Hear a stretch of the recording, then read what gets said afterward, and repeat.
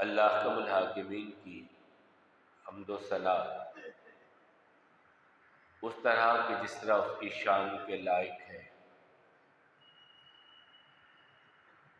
بے حد و حساب درود و سلام امام الانبیاء والمرسلین جناب محمد کریم علیہ تحیۃ و تسلیم پر رحمت مغفرت کی دعا صحابہ کرام، تابعین عظام، ائمہ مجتہدین اور تمام مرحومین مسلمین کے لیے، پوری انسانیت کے لیے امن، ایمان اور ہدایت کی دعا کے بعد آپ سب احباب جو یہاں موجود ہیں، جو سن رہے ہیں، دیکھ رہے ہیں، ان سب کی سب نیکیوں کو اللہ تعالیٰ اپنی بارگاہ میں قبول فرمائے۔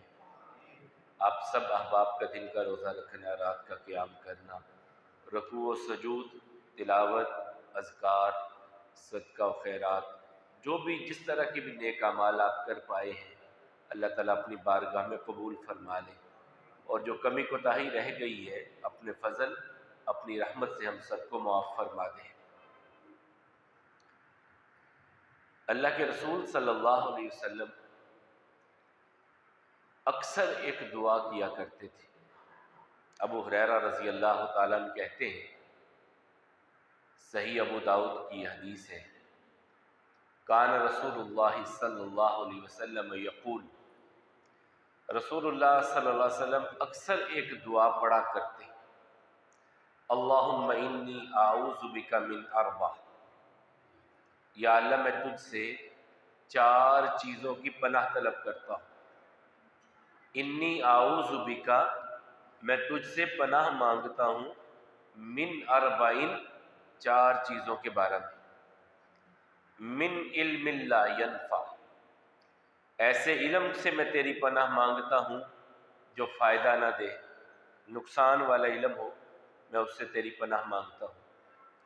ومن قلب لا یخشع، اور میں ایسے دل سے بھی تیری پناہ مانگتا ہوں جس دل میں تیرا ڈر نہ ہو۔ ومن نفس لا تشبع، اور ایسے نفس سے میں تیری پناہ مانگتا ہوں جو نفس کبھی سیر ہی نہ ہو، جس میں توکل نہ آئے، قناعت نہ آئے۔ ومن دعاء لا یسمع، اور ایسی دعا سے میں تجھ سے پناہ مانگتا ہوں جو دعا تو سنے ہی نہ۔ 4 چیزوں کے بارے میں پناہ مانگی رسول اللہ صلی اللہ علیہ وسلم۔ یہ 4 چیزیں کتنی بری ہوں گی کہ رسول اللہ صلی اللہ علیہ وسلم ان کے بارے میں اللہ تعالیٰ سے پناہ مانگ رہے ہیں۔ ان کے برا ہونے کے لیے اتنا ہی کافی ہے کہ رسول اللہ صلی اللہ علیہ وسلم ان کے بارے میں اللہ تعالیٰ سے پناہ مانگ رہے ہیں۔ سب سے پہلے پناہ کس چیز سے مانگی؟ انی اعوذ بک من علم لا ینفع، یا اللہ مجھے ایسا علم نہ عطا کرنا جو فائدہ نہ دے۔ آج ہم دیکھتے ہیں ڈگریاں، کتابیں، علم کا انبار، لیکن اس علم کا کوئی فائدہ زندگی میں نظر نہیں آتا، نہ گفتگو میں، نہ رہن سہن میں، نہ کاروبار میں، نہ رشتہ داریوں میں، نہ محلے داریوں میں اس علم کا اثرات نظر نہیں آتے۔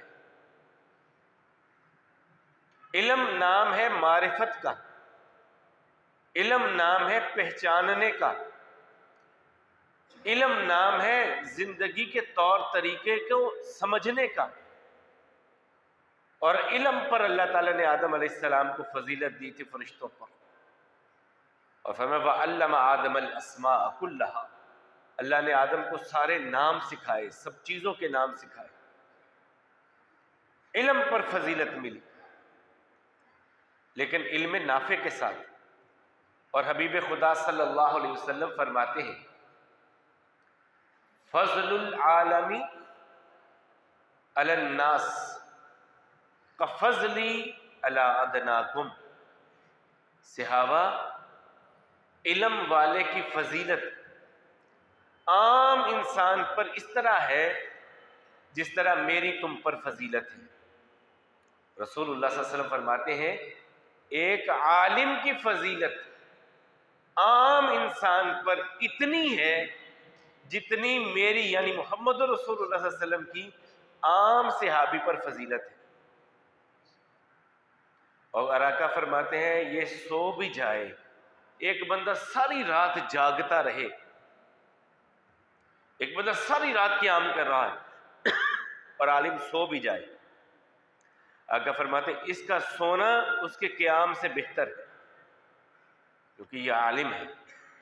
اور اسی کے بارے میں رسول اللہ صلی اللہ علیہ وسلم فرمایا یہ جو لوگوں کو خیر سکھاتا ہے، علم بانٹتا ہے، خیر بانٹتا ہے، فرمایا اس انسان کے لیے آسمانوں کی ساری مخلوقات، زمین کی ساری مخلوقات، یہاں تک کہ چیونٹیاں اپنی چھوٹی چھوٹی بلوں میں اور سمندروں میں تیرنے والی مچھلیاں، یہ اس عالم کے لیے جو لوگوں میں خیر کی باتیں پھیلاتا ہے، ساری مخلوقات دعا کرتی ہیں. سمندروں میں مچھلیاں دعا گو ہیں اس عالم کے لیے جو لوگوں کو دین سکھاتا ہے، علم سکھاتا ہے، خیر سکھاتا ہے. چونٹیاں اپنی بلوں میں، آسمانوں کی مخلوقات اور زمین کی مخلوقات، سب کی سب اس کے لیے. لیکن علم نافع جو انسان کو انسان بنائے، جو انسان کو انسان کی قدر سکھائے، جو انسان کو انسانیت کا احترام سکھائے. ہمارے معاشرے میں الٹ ہوتا جا رہا ہے، بیٹا ڈگریاں حاصل کرتا جاتا ہے، بیٹے کی آواز بلند ہو جاتی ہے، ماں باپ کی آواز پست ہو جاتی ہے. ماں باپ ڈرتے ہیں بچہ ہمارا بڑا پڑھا لکھا ہے، ناراض ہی نہ ہو جائے. یہ علم نہیں ہے. ڈگریاں تو بہت ہوں گی اس کے پاس، اگر اس کے پاس علم ہوتا تو بچے کی آواز نیچی ہوتی، ماں باپ کی آواز بلند ہوتی. بچے کی آواز ماں باپ کی آواز سے نیچی ہوتی اگر اس کے پاس علم نافع ہوتا. اللہ کے حبیب علیہ السلام کیا دعا کرتے تھے؟ صبح کے اذکار میں ہے، آقا علیہ السلام جب صبح فجر کے بعد بیٹھتے اذکار کرنے لگتے تو دعا کرتے اللہم انی اسألک علما نافعا ورزقا طیبا وعملا متقبلا. یا اللہ صبح صبح کا وقت ہے، فجر پڑھ کے میں تیرے در پہ بیٹھا ہوں، تیری تسبیحات کر رہا ہوں، تین چیزیں میں تجھ سے مانگ رہا ہوں. آقا علیہ السلام فجر کے بعد بیٹھ جاتے، اذکار کرتے کرتے تسبیحات کہتے ہوئے اللہ تعالیٰ سے تین چیزیں مانگتے. انی اسألک علما نافعا، یا اللہ مجھے علم دے جو فائدہ دینے والا ہو، فائدہ مند مجھے علم عطا کرنا. وعملا متقبلا، اور ایسے کام کروں جو تیری بارگاہ میں قبول ہونے والے ہیں. مقبول اعمال کی توفیق عطا فرمانا. ورزقا طیبا، اور سارا دن اب رزق کی طرف بھی جانا ہے تو پاکیزہ رزق مجھے عطا فرمانا. تین چیزیں مانگے، علم نافع، پاکیزہ رزق اور اعمال کی قبولیت. یہ ہر صبح رسول اللہ صلی اللہ علیہ وسلم اللہ تعالیٰ سے مانگتے، ہر روز صبح یہ دعا کرتے اللہ تعالیٰ سے. اور کبھی یوں دعا کرتے اللہم انی اسألک علما نافعا، اللہم انی اسألک علما نافعا، یا اللہ میں تجھ سے نفع مند علم مانگتا ہوں، غیر ضار، جو تکلیف دینے والا نہ ہو.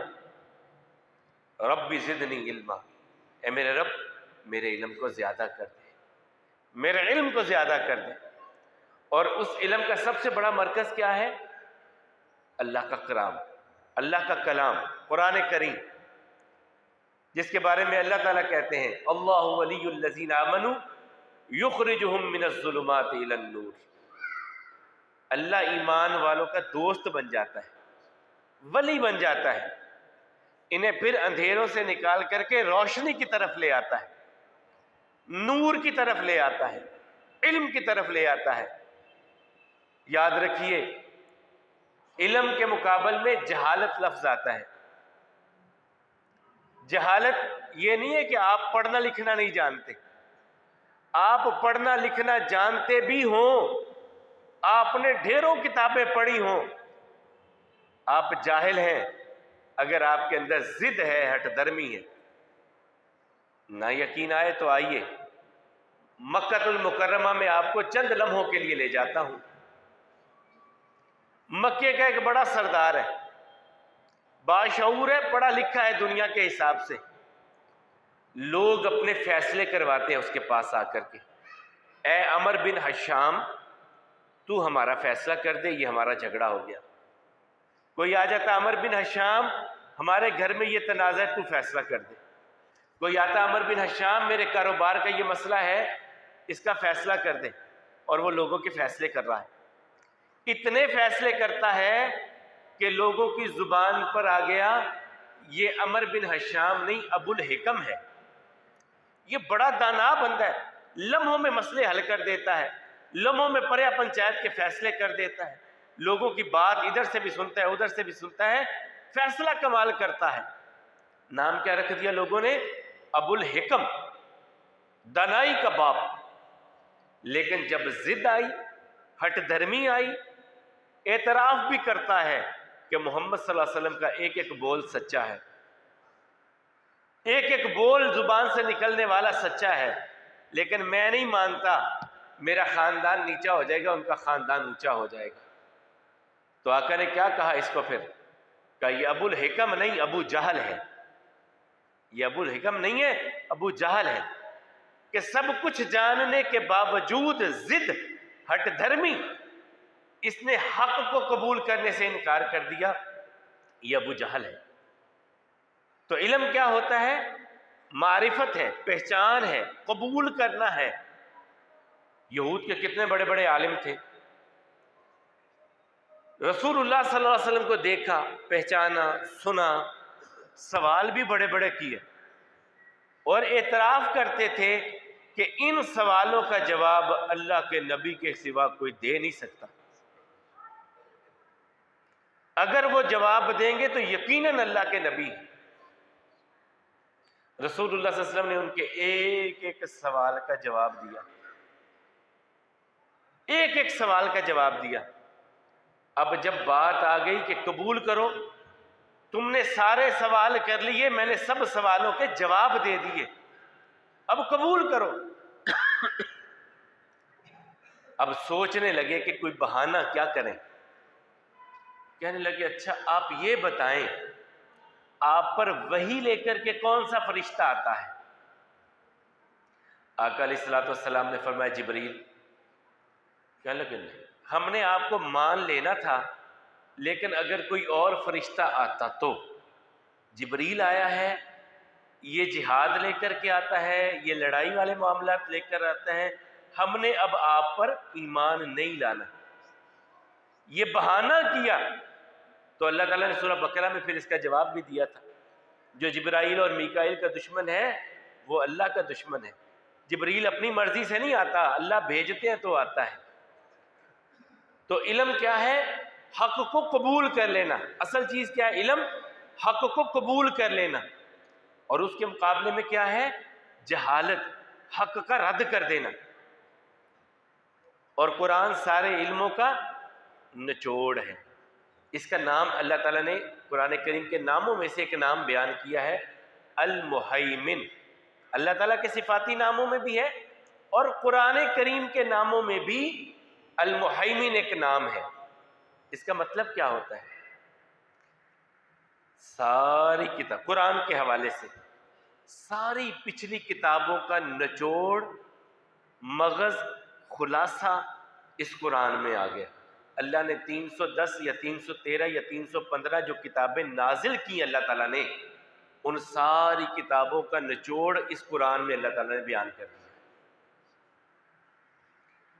عبداللہ ابن مسعود رضی اللہ تعالیٰ عنہ کیا کہا کرتے تھے؟ لوگوں علم حاصل کرنا چاہتے ہو، قرآن پڑھ لو، دنیا کے سارے علم تمہارے لیے آسان ہو جائیں گے، سارے علم آسان ہو جائیں گے اگر تم قرآن پڑھ جاؤ گے۔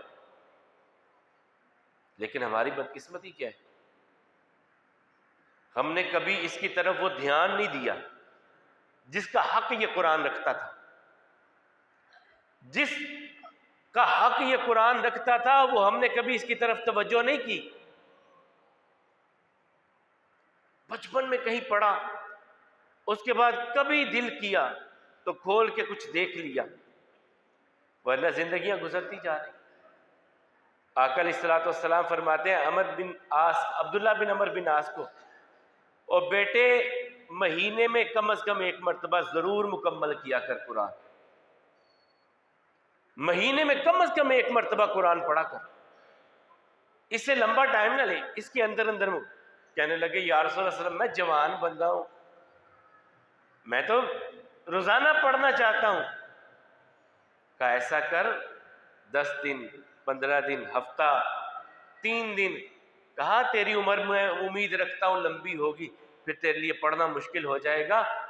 3 دن میں مکمل کیا کر، غور و فکر کر کے پڑھا کر.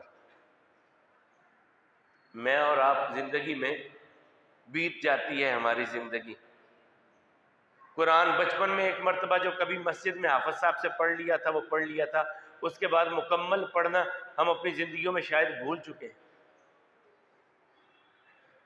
کتنے لوگ ہوتے تھے، ہماری ہوش کی بات ہے، رمضان آنا مسجد نماز سے پہلے بھی لوگوں نے قرآن کریم کھولے ہونے، نماز کے بعد بھی قرآن پڑھتے ہونا.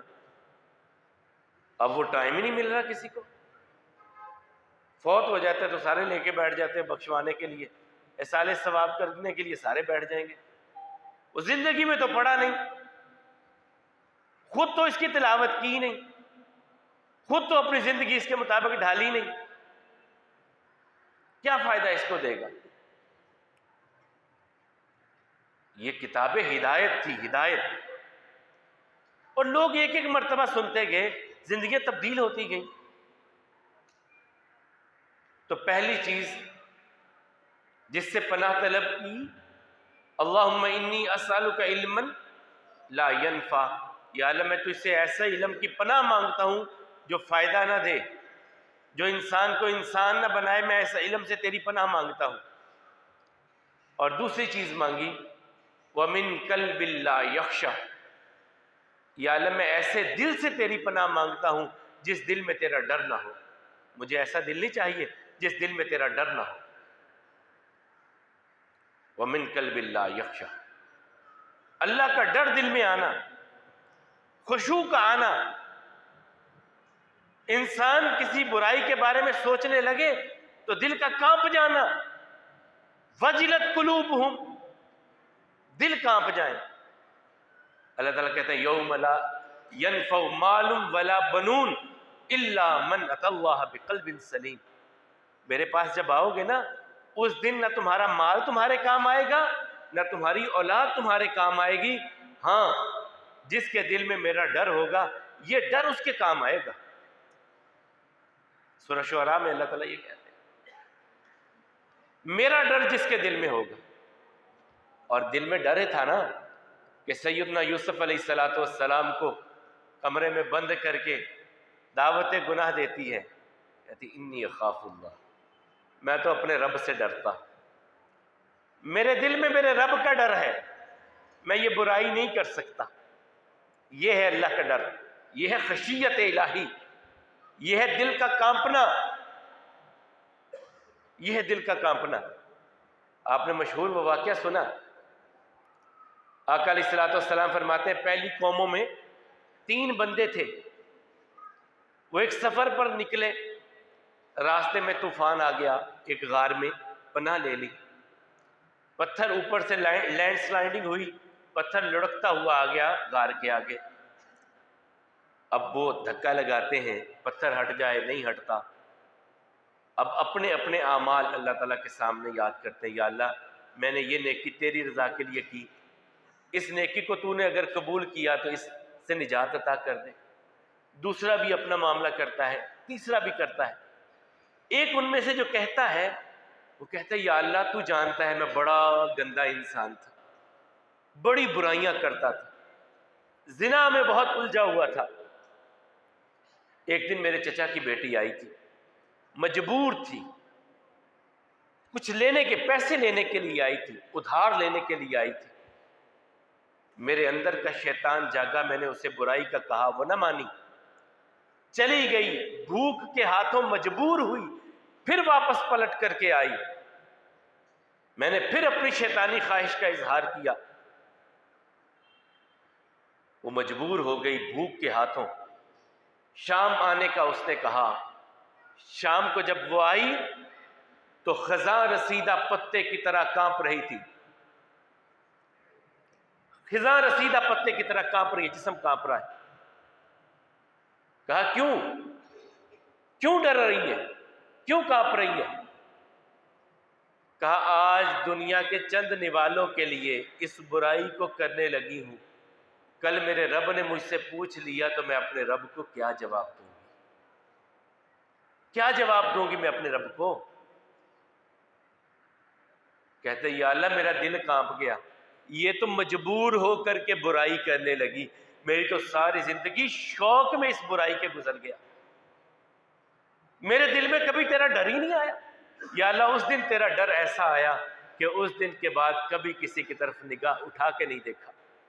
یا اللہ تیرا ڈر میرے دل میں ایسا آیا۔ یا اللہ اگر یہ ڈر، یہ سچائی تو جانتا ہے کہ میں نے اس دن کے بعد اس گناہ کی طرف کبھی آنکھ اٹھا کے نہیں دیکھا، یا اللہ تو جانتا ہے اس میری اچھائی کو، اگر تیری ہاں میری یہ نیکی قبول ہے تو اس مصیبت سے نجات دے دے۔ آقا فرماتے ہیں پتھر بھی ہٹ گئے، پتھر بھی ہٹ گئے۔ یہ خشیت الہی۔ اللہ کے حبیب علیہ السلام نے کیا فرمایا تھا؟ 7 بندے جنہیں اللہ تعالیٰ اپنے عرش کا سایہ دیں گے قیامت والے دن، ان میں ایک کون تھا؟ فرمایا وہ انسان رجل دعته امرأة ذات منصب و جمال فقال انی اخاف اللہ، بڑی خوبصورت عورت، مالدار عورت بندے کو گناہ کی دعوت دیتی ہے اور اس کی زبان پہ آتا ہے میں اللہ سے ڈرتا ہوں، میں اللہ سے ڈرتا ہوں۔ آقا فرماتے ہیں اللہ تعالیٰ فرشتوں سے کہیں گے اس انسان کو میرے عرش کے سائے کے نیچے لے کے آؤ، یہ دھوپ میں نہیں کھڑا ہونا چاہیے، یہ کیوں دھوپ میں کھڑا ہو؟ جس نے گناہ صرف میرے ڈر کی وجہ سے چھوڑ دیا تھا۔ تو آقا علیہ السلام کیا دعا کر رہے ہیں؟ وَمِن قَلْبٍ لَا يَخْشَىٰ، مجھے یا اللہ ایسا دل نہیں چاہیے جس دل میں تیرا ڈر نہ ہو۔ اللہ کا ڈر جس دل میں آ جاتا ہے انسان گناہوں اور برائیوں سے رک جاتا ہے، وہ 1000 بار سوچتا ہے یہ گناہ کرنے لگا۔ صحابہ کرام کی ایک مثال آپ کو دیتا ہوں۔ بڑے یتیم بچے تھے، عرب کا معاشرہ لڑائیوں کا معاشرہ، اس معاشرے میں یتیم بہت تھے اور وراثت کے ابھی کوئی قانون نہیں تھے اس معاشرے میں۔ بڑے بیٹے کے ہاتھ میں باپ کی جائیداد آئی تو بڑا بیٹا ہی ہڑپ کر گیا، چھوٹے بھائیوں کو پوچھا تک نہیں۔ یہ ماحول تھا۔ وہاں پر اللہ تعالیٰ کے حبیب علیہ السلام کہتے ہیں یتیم کی کفالت کرو، میں اور یتیم کی کفالت کرنے والے جنت میں ایسے اکٹھے ہوں گے جس طرح یہ 2 انگلیاں اکٹھی ہوتی ہیں۔ اب لوگوں نے یتیموں کی کفالت بڑی دھیان سے کرنے لگے، اور اللہ کا تقویٰ یوں تھا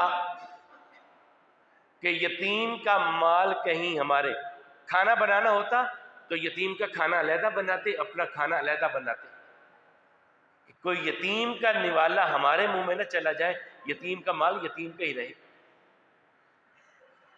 یہ تھی خشیت۔ ایک ایک لمحے میں پھر انہوں نے اپنی زندگیوں کو تبدیل کیا۔ تیسری چیز جس کے بارے میں رسول اللہ صلی اللہ علیہ وسلم نے اللہ تعالیٰ سے پناہ طلب کی، وَمِن نَفْسٍ لَا تَشْبَعْ، یا اللہ مجھے ایسا نفس نہیں چاہیے جو کبھی سیر ہی نہیں ہوتا، یہ بھی آ جائے، یہ بھی آ جائے، یہ بھی آ جائے، یہ بھی آ جائے، صبح بھی آئے، دوپہر بھی آئے، شام بھی آئے، یہ بھی آئے، حلال طریقے سے آئے، حرام سے آئے، ظلم کر کے آئے، کیسے آئے، مال آنا چاہیے۔ یا اللہ مجھے ایسا نفس نہیں چاہیے جو کبھی سیر ہی نہ ہو، بھوک بھوک بھوک اور حل من مزید، حل من مزید، حل من مزید میں لگا ہوا ہے۔ اللہ تعالیٰ کہتے ہیں الہاکم التکاثر حتی زرتم المقابر، کثرت نے انسان کو برباد کر کے رکھ دیا ہے۔ یہ بن جائے، یہ بن جائے، یہ بن جائے، یہ بن جائے، کہاں سے بنے یہ نہیں دیکھنا، وہ مال حلال ہے، مال حرام ہے، کیسا ہے؟ کسی پر ظلم کر کے 4 پیسے کما لیے، بس ایک تصور ذہن میں رکھا ہے چل اس میں سے تھوڑے سے پیسے مسجد میں لگا دیں گے، ہمارا سارا رزق حلال ہو جائے گا، تھوڑے سے پیسے کسی این جی او کو دے دیں گے، ہمارا رزق حلال ہو جائے گا، ظلم کر کے جتنا بھی ہم کما لیں۔ اس سوچ میں مشرکین مکہ ہم سے بہتر تھے۔ بیت اللہ میں آپ نے دیکھا کہ اس طرح پانی آتا ہے، یہ درمیان میں بہت نیچی جگہ پہ ہے، چاروں طرف پہاڑ ہے، جب پہاڑوں پہ بارش برستی تو پانی صحن کعبہ میں آ جاتا، جب پانی آتا تو اس سے بیت اللہ کی دیواریں کمزور ہو گئیں، اتنی کمزور ہوئیں کہ اگر کوئی کبوتر یا پرندہ اوپر بیٹھا ہے تو وہ اٹھتا تو ڈر پیدا ہوتا کہ کوئی کنکر کوئی پتھر نیچے لڑک نہ جائے۔ یہ دور جاہلیت کی بات کر رہا ہوں۔ انہوں نے کہا یار پیسے اکٹھے کرو، اس کو دوبارہ تعمیر کر دیں، بیت اللہ کو دوبارہ تعمیر کریں، ٹھیک ہے، لیکن ایک بات ذہن میں رکھنا، حلال کے پیسے لے کر کے آنا، حرام کے پیسے بیت اللہ میں نہ لگانا۔ ہم جنہیں کافر کہتے ہیں، جنہیں جاہل کہتے ہیں، جس کو دور جاہلیت کہتے ہیں، اس دور جاہلیت میں جاہل اور کافر یہ کہتے ہیں کہ بیت اللہ کی تعمیر میں حلال کے پیسے لگانا۔ اکٹھے کیے، کم پڑ گئے، پیسے اکٹھے کیے، جو بیت اللہ کی 4 دیواری ہونی تھی، چھت پڑنی تھی اوپر، پیسے کم پڑ گئے۔ انہوں نے پھر بھی یہ نہیں کیا کہ اچھا یار کم پڑ گئے ہیں کچھ لے آؤ جیسے کیسے بھی ہیں تو اس کو مکمل تو کر لے، کا نہیں، اس کی جو جگہ بن سکتی ہے بنا لو، جو رہ جاتی ہے رہنے دو۔ بیت اللہ بالکل اس طرح ہے، ہماری سمت یہ ہے، جہاں بیت اللہ کا دروازہ ہے بالکل ہماری ڈائریکشن یہاں سے وہ بنتی ہے، ہماری جو یہاں بر صغیر کی ہے بالکل بیت اللہ کے دروازے کی طرف، وہ مشرقی سمت میں ہے اور ہم اس کے مشرق میں آتے ہیں۔ آپ مشرق سے آگے چلے آئیں، یہاں حجر اسود ہے، یہ بیت اللہ کا دروازہ ہے، یہ رکن یمانی ہے، یہاں پر ایک چھوٹی سی گول باؤنڈری وال ہے، اس سائیڈ پہ ایک باؤنڈری وال ہے چھوٹی سی، یہ 12-14 فٹ کے قریب ہے، اس کو کہتے ہیں حتیم اور اسے کہتے ہیں ہجر، 2 نام اس کے ہیں، حتیم اور ہجر، روکی گئی جگہ، چھوڑ دی گئی جگہ، یہ بیت اللہ کا اصل میں حصہ ہے، یہ بھی اسے کیوں چھوڑ دیا گیا کہ ہمارے پاس حلال پیسے نہیں ہیں، اگر ہوتے تو اسے بھی شمار کر دیتے۔ ابراہیم علیہ السلام نے ایسے ہی بنایا تھا، ایسے اس طرف سے ایسے تھا جو ابراہیم علیہ السلام نے بنایا تھا، لیکن اب ایسے صرف حلال۔ تو بہرحال کیا دعا کرتے آقا علیہ الصلوۃ والسلام؟ اے اللہ مجھے ایسا نفس نہیں چاہیے جو کبھی سیر ہی نہ ہو، یہ بھی آئے یہ بھی آئے یہ بھی آئے۔ اور آقا علیہ الصلوۃ والسلام فرماتے ہیں آدم کے بیٹے کا بڑا عجیب معاملہ ہے، اس کے پاس پوری ایک وادی سونے کی آ جائے نا، پوری ایک وادی سونے کی آ جائے، مائنز ہی مائنز ہوں، کانے ہی کانے سونے کی، اور یہ مالک بن جائے، کہے گا یار ایک اور مل جائے نا وادی ایسی، ایک وادی اور مل جائے، ایک اور مل جائے، ایک اور مل جائے۔ فرمایا یہاں تک کہ یہ مٹی میں چلا جاتا ہے، آدم کے بیٹے کے پیٹ کو مٹی بھرتی ہے اور کوئی چیز نہیں بھرتی۔ ہم بھی کیا کرتے ہیں، سیری نہیں ہوتے، توکل اور قناعت نہیں ہم میں آتی، جو رب نے دیا ہے اس پر ہم صبر نہیں کرتے، قناعت نہیں کرتے، مزید مزید مزید کے چکروں میں ہم ظلم، زیادتی، تعدی، حلال حرام کی تمیز سب ختم کر دیتے، اور اس میں والدین کا ایک بہت بڑا کردار ہے، بڑا بھی اور برا بھی۔ وہ اپنے معاشرے میں اپنے بچوں کے لیے جو آئیڈیلائز کرتے ہیں ان کے لیے، یار فلاں تیرا رشتہ دار، فلاں تیرا کزن، اس کے پاس تو گاڑی آ گئی، تو نے کیا لیا، تو نے کیا بنایا، فلاں کے پاس تو اتنا بڑا گھر، تیرے پاس کیا ہے؟ اس کے پاس بڑا گھر ہے، اس کے پاس گاڑی ہے، اس نے کہاں سے لی ہے، اس کا حساب اس نے دینا ہے۔ آپ کے پاس جو ہے آپ نے اس کا حساب دینا ہے۔ کسی اور کے چکر میں آپ حلال حرام کی تمیز کو ختم کر دیں۔ اب ظلم کے ساتھ مال اکٹھا کرنے لگ جائیں؟ اپنی اولادوں کو بتائیں کہ بیٹا اچھا انسان بننا ہے، ایک معاشرے میں اچھے انسان کے طور پر زندگی گزارنی ہے۔ اللہ تعالیٰ نے تیرے مقدر میں، تیرے کھاتے میں جتنا مال لکھا ہے وہ تجھے مل کر کے رہے گا۔ تیرے مقدر، تیرے نصیب کو کوئی تجھ سے چھین نہیں سکتا،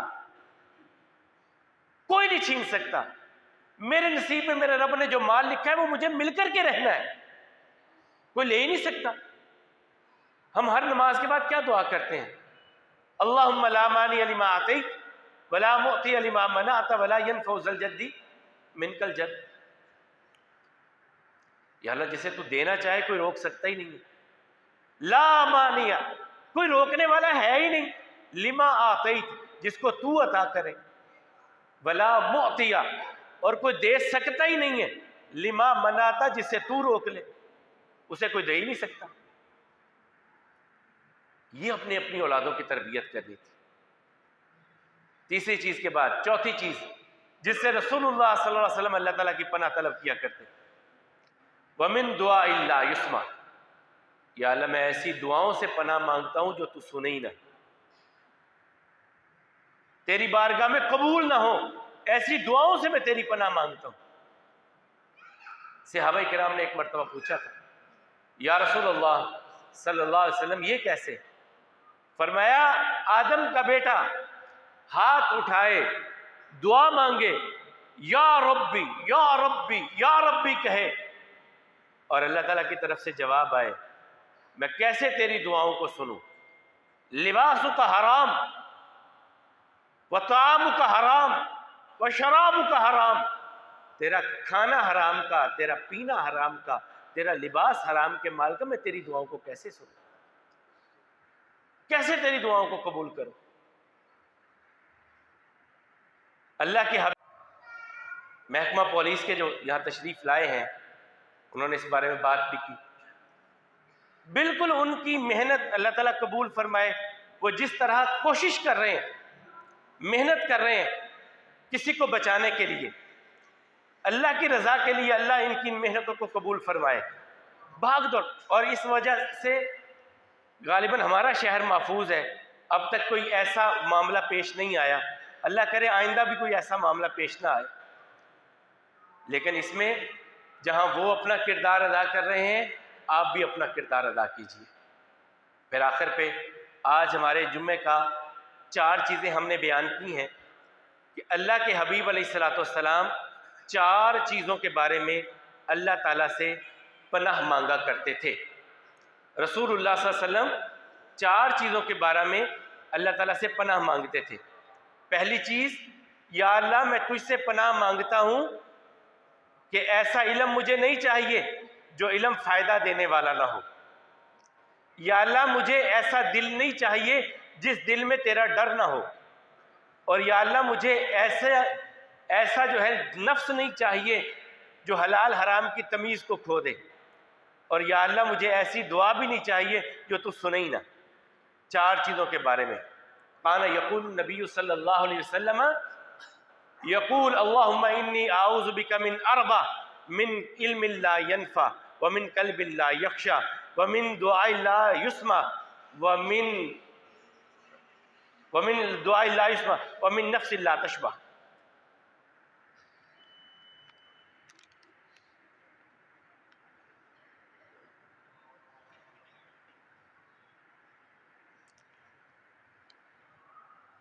چار چیزوں کی پناہ مانگی رسول اللہ صلی اللہ علیہ وسلم نے کہ یا اللہ ایسا نفس مجھے نہ دینا جو حلال حرام کی تمیز کھو دے۔ بہرحال یہ 4 چیزیں ہم نے اپنی زندگی میں لانے کی کوشش کرنی ہے کہ ان سے بچیں، اور اپنی اولاد کی تربیت کے حوالے سے بھی ایسا ہی کریں۔ بہت ساری بیماروں کی طرف سے صحت یابی کی دعا کی اپیل ہے، دعا فرمائیں اللہ تعالیٰ سب بیماروں کو، جو ہمارے بہن بھائی گھروں میں، ہسپتالوں میں کسی بھی مرض میں مبتلا ہیں، گھروں میں ہیں، مالک سب کو مکمل صحت عطا فرمائے۔ مالک و مولا سب کو مکمل صحت عطا فرمائے، ایسی صحت عطا فرمائے جو سب کمزوریوں کو ختم کر دینے والی ہو۔ دوسرا، یہ ہمارے بہت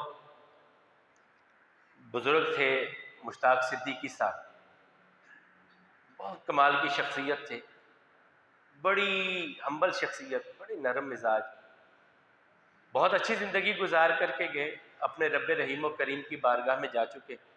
ان کے لیے بھی دعا کیجیے اللہ تعالیٰ ان کی مغفرت فرمائے۔ اے مالک، ہم سب میں سے جس جس کے والدین بہن بھائی اس دنیا کو چھوڑ کے آپ کی بارگاہ میں پہنچے ہیں، سب کی مغفرت فرمائیے، سب کی اگلی منزلیں آسان کر دیجیے، ان کی نیکیوں کو قبول فرمائیے، کمیوں کوتاہیوں سے درگزر فرمائیے۔ یہاں پر ہمارے پاس ڈی ایس پی صدر رانا جمیل کیسر صاحب موجود ہیں اور باقی ان کے ساتھی بھی ہیں۔ نماز جمعہ کے بعد ایک علامتی ہم واک کریں گے پتنگ بازی کے حوالے سے، غالباً چوک تک ہم جائیں گے، تو سارے ساتھی اس میں ضرور شامل ہوں تاکہ ایک آگہی پیدا ہو، ایک شعور پیدا ہو کہ ہم اور ہمارے بچے اس خونی کھیل سے بچنے والے ہو جائیں۔ نماز جمعہ کے بعد ہم سب ساتھی علامتی ایک واک ہوگی آگہی کے لیے، شعور پیدا کرنے کے لیے پتنگ بازی کے خلاف، یہاں سے چوک تک ہم جائیں گے۔ اور کھلی کچہری کا بھی کہہ رہے ہیں کہ اگر وہ بھی کوئی کسی ساتھی نے کوئی سوال ہو، کوئی معاملہ ہو، تو وہ رانا جمیل کیسر صاحب کی طرف سے پیغام ہے کہ وہ یہاں پر کھلی کچہری کا بھی اگر کسی کا سوال ہوگا تو وہ بھی موجود ہوں گے۔ اللہ احکم الحاکمین ہم سب کی نیکیوں کو اپنی بارگاہ میں قبول فرمائیں، کمیوں کوتاہیوں سے درگزر فرمائیں، دن کا روزہ رکھنا، رات کا قیام کرنا قبول فرمائیں۔ جو بھائی بہنیں کسی بیماری کی وجہ سے روزہ نہیں رکھ پا رہے، اللہ تعالیٰ انہیں صحت دے کہ وہ بھی اس اجر کو حاصل کرنے والے بن جائیں۔ اپنے پاک کلام کی محبت ہم سب کو عطا فرمائیں۔ مالک و مولا، جو بہن بھائی ہمارے بے اولاد ہیں ان کی جھولیوں کو بھی بارونق کر دے۔ تیرے در پہ بیٹھے ہیں، تجھ سے سوال کرتے ہیں، مانگتے ہیں اپنے ان بہنوں بھائیوں کے لیے اولاد جن کی جھولیاں اولاد کی نعمت سے خالی ہیں، جو اولاد نرینہ سے محروم ہیں، انہیں اولاد نرینہ عطا فرما۔ اے مولا کریم، جو ہماری اولادیں ہیں انہیں ہماری آنکھوں کی ٹھنڈک بنا، یا اللہ ہمارے بچوں کو ہماری آنکھوں کی ٹھنڈک بنا، ہم سب کو ان راہوں پہ چلنے والا بنا جو راہیں جنت کی طرف جانے والی، جہنم کی راہوں سے ہماری حفاظت فرما، ہماری آل اولاد کی حفاظت فرما۔ جانا تو ہے مالک، جب دنیا سے جانے لگے، موت کی بے ہوشیاں شروع ہوں تو ہم سب کو کلمے کا ہوش نصیب فرمانا۔ ہم گناہ گار ہیں، خطا کار ہیں، اپنے گناہوں اپنی خطاؤں کا اعتراف کرتے ہیں، مانتے ہیں کہ ہم نے اپنی جانوں پر ظلم کیا۔ اے مالک، آج رمضان میں روزے کی حالت میں تیرے گھر پہ بیٹھ کے، تیرے در کے سوالی بن کے، فقیر بن کے، یا اللہ ہمارے پلے کچھ نہیں ہے سوائے تیری رحمت کے، ہم سب کو اپنی رحمت عطا فرما، ہم سب کے صغیرہ کبیرہ گناہوں کو معاف فرما، ہم سب کے ان گناہوں کو معاف فرما جن کی وجہ سے ہماری دعائیں قبول نہیں ہوتی۔ اے مالک و مولا، ہم سب سے راضی ہو جا، اللہ ہم سب سے راضی ہو جا، ہمارے گھروں میں اپنی رحمت نازل فرما، خیر عطا فرما، بھلائی عطا فرما۔ اے مالک و مولا، دکھیاروں کے دکھوں کو دور فرما۔ اے اللہ، ہم سب کو اپنے در کا فقیر بنا، غیروں سے بے نیاز کر دے، ہم سب کی نیک حاجات کو پورا فرما، نیک خواہشات کو پورا فرما، نیک تمناؤں کو پورا فرما۔ اقول قولی ھذا والحمد للہ، استغفر اللہ لی ولکم ولسائر المسلمین۔